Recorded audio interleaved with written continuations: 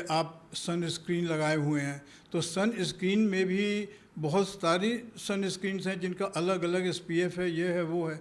तो आप पहले ये देख लो कि आप कितनी देर तक फील्ड वर्क में हो। अगर फील्ड वर्क में ना हो, सिर्फ कॉलेज से घर, घर से कॉलेज, या आपको किसी महकमे में काम करते हो वहाँ जाना है, तो इसकी भी ज़रूरत नहीं है।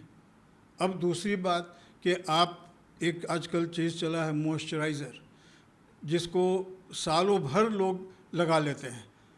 तो इसका अगर शब्द का मानी समझा जाए तो मॉइस्चराइज़र का मानी होता है कि आपकी त्वचा को सॉफ्ट मुलायम रखने का कोई पदार्थ। तो कुदरत ने आपको इतना बड़ा मॉइस्चराइज़र दिया है जिसे हम लोग पसीना कहते हैं, और उस पसीना को अगर आप ढंग से देखें तो आपके त्वचा का जितना भी विकार है, आपके त्वचा का जो छिद्र है, उसे खोल खाल करके वो बिल्कुल सही रखती है। इसलिए कि आप नाली बंद कर रहे हैं अपने घर की, जिससे आपका दूषित पदार्थ बाहर निकलता है, उसे बंद मत करो, उसे बहने दो। जितना पसीना आप बहाओगे उतनी त्वचा आपकी साफ़ सुथरी रहेगी। नमस्कार, आपके साथ मैं रोहित कुमार। आप हैं न्यूज़ फोनेशन पर। मौसम गर्मियों का है, ऐसे में जब आप और हम घर के बाहर निकलते हैं धूप में तो हमारा चेहरा मुरझा जाता है।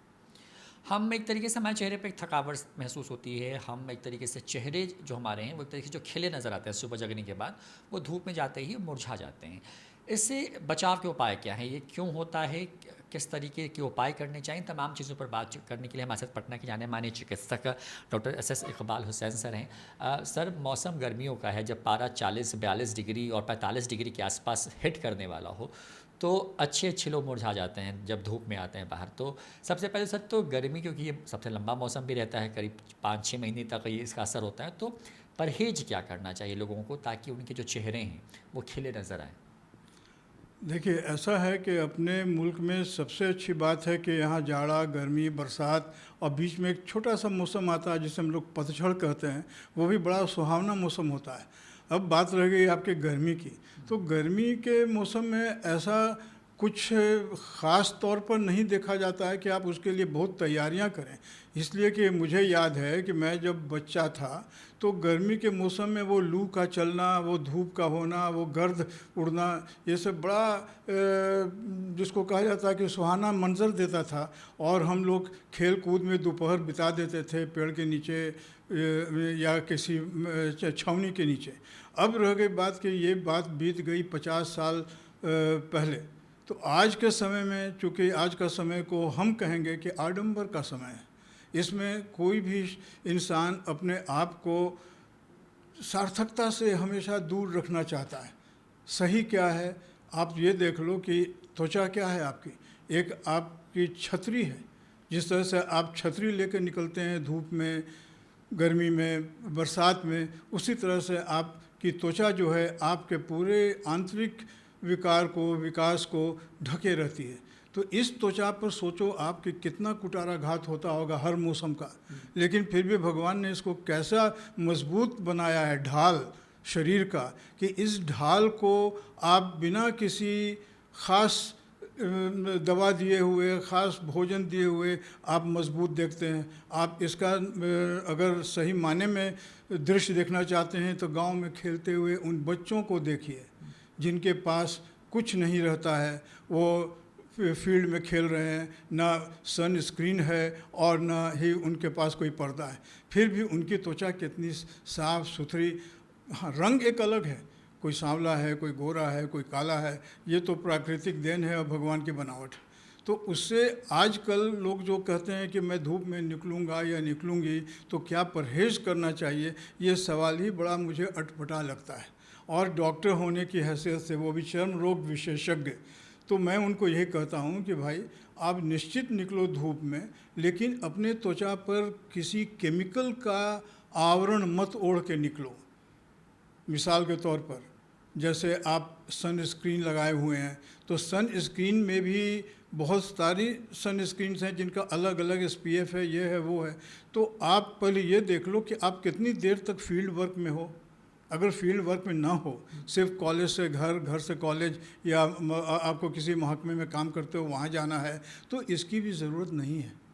अब दूसरी बात कि आप एक आजकल चीज़ चला है मॉइस्चराइज़र, जिसको सालों भर लोग लगा लेते हैं।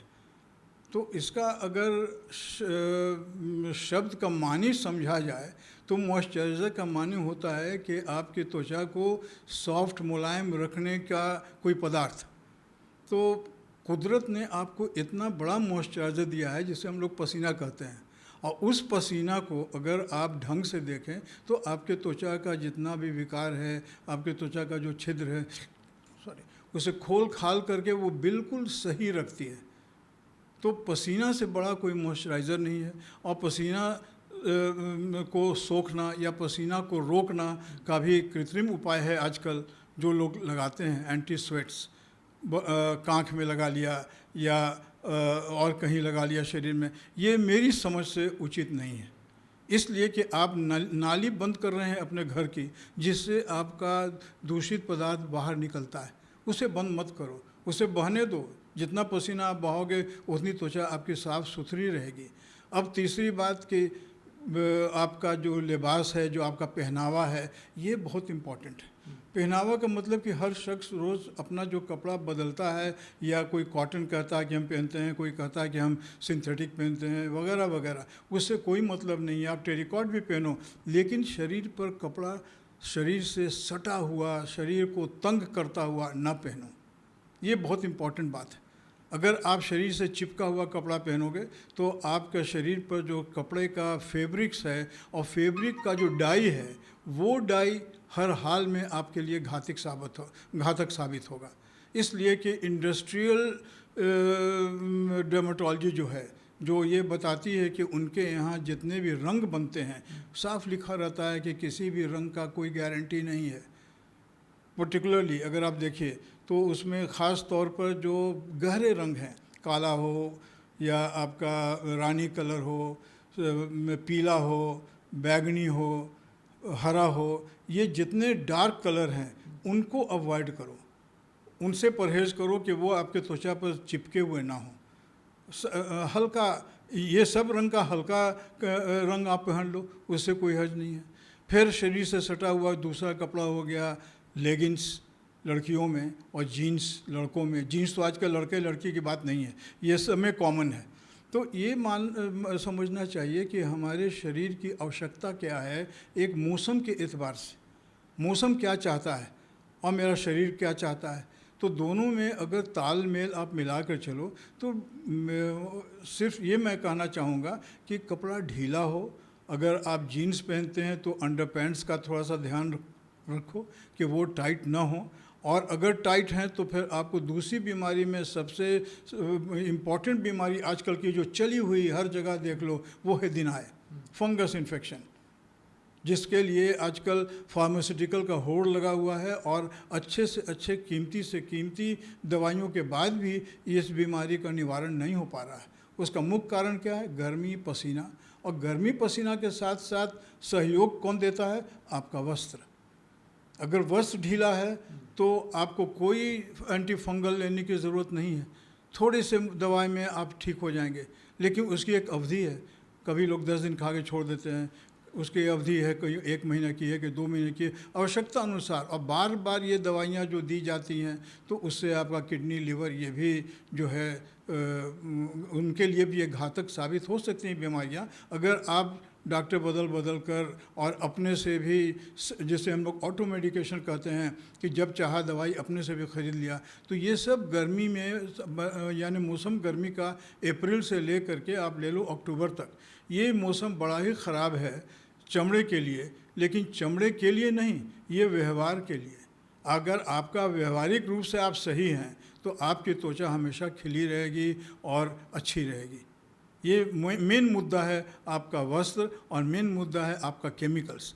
अब जैसे दूसरे में आप कहते हैं कि त्वचा को हम बाहर निकल रहे हैं तो बाहर से आए तो हमें डिटॉल से साफ़ करना चाहिए, अपने घर को डिटॉल से वॉश करना चाहिए। तो कोई भी एंटीसेप्टिक का मतलब क्या है कि बचाव।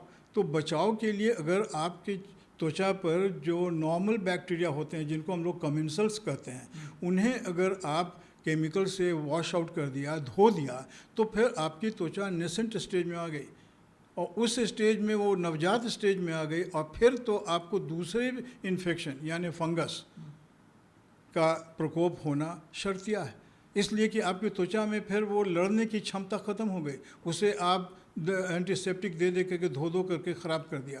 तो ये सब चीज़ हैं जो गर्मी में थोड़ी सी ध्यान देने की है, और जहाँ तक होना चाहिए बचना चाहिए, न कि इलाज में जाना चाहिए। मेरा हमेशा पक्ष रहा है कि बचाव पक्ष, आप कैसे बचें और न कि फिर डॉक्टर के टेबल पर जा करके अपना इलाज करवाएं। तो सर सवाल दूसरा ये है कि मतलब क्योंकि ये मौसम है गर्मियों का और यहाँ पे खाने पीने पर भी बहुत विशेष ध्यान देने की ज़रूरत है। आपके पास तरह तरह के पेशेंट्स आते हैं जिनके फूड हैबिट की वजह से समस्याएं उनके साथ और बढ़ जाती हैं। फूड हैबिट गर्मियों में क्या होना चाहिए, किस तरह का खाना खाएं, किस तरीके से खुद को हाइड्रेट रखें ताकि लू जैसी जो भी बीमारियाँ हैं उससे भी बचें और साथ ही चेहरा और स्किन जो है वो हेल्दी रहे। नहीं, सही बात तो ये है कि आजकल तो लू चलती नहीं है। अब रह गई बात कि आप कैसे बचें, तो उसमें सबसे अच्छा साधन जो है वो आपका पानी है, स्वच्छ पानी, और दूसरा नारियल पानी आप पिएं, वो बहुत अच्छा है। न कि ड्रिंक्स जो आपका कोला ड्रिंक्स है, वो उससे बेहतर आपका सादा पानी है, उससे बेहतर आप नारियल पानी पी लो। और रह गई बात जंक फूड्स की या कोई भी खाने की, तो उसका असर डायरेक्ट त्वचा पर नहीं के बराबर है, नहीं के बराबर। ये आपके पाचन शक्ति पर असर ला सकता है, और पाचन शक्ति बिगड़ी तो आपका पूरा सिस्टम बिगड़ गया। लेकिन त्वचा को अगर कहा जाए कि आपने जंक फूड खाया तो ये हो गया वो हो गया, ये इसकी संभावना नहीं है। तो चलिए ये वो बातें हैं जिन बातों का आप ख्याल रख करके गर्मियों के मौसम में अपने आप को तरोताज़ा रख सकते हैं, अपने चेहरे को एक तरीके से कहें कि मुरझाने से बचा सकते हैं। सबसे बड़ी बात यह है कि आपको अपने व्यवहार को बदलने की ज़रूरत है। किसी विशेष तौर पर किसी जो एक तरीके से कहें कि आवरण है उसको ओढ़ने की ज़रूरत नहीं है। प्रकृति के हिसाब से चलिए, और शायद यही कारण है कि आप अपने आप को और अपने परिवार, अपने आसपास के लोगों को स्वस्थ रख पाएँ। कैमरा पर्सन अकबर अली के साथ रोहित कुमार, न्यूज़ 4 नेशन, पटना।